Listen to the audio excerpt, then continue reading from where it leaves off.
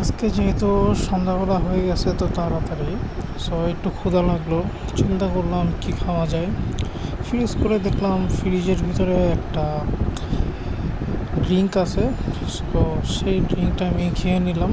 আসলে প্রথমে যেটা দেখছিলাম কয়েকটা বোতল ছিল, একটা বোতল ছিল সম্পূর্ণ বরফের, আর একটা বোতল ছিল বরফ হয় নাই, কিন্তু অনেক প্রচুর পরিমাণে ঠান্ডা হয়ে গেছে যেহেতু ডিপ ফ্রিজে ছিল। তো আমি নিচে আরেকটা দেখার ট্রাই করলাম, দেখলাম সেটার ভিতরে খুব সুন্দরভাবে একটা রাখে দেওয়া আছে। সো আমি ওইটা বের করে নিলাম। স্প্রাইটটা একটা পলিথিনের ভিতরে ছিল। সো এটা বের করে আমি খাওয়া শুরু করে দিলাম।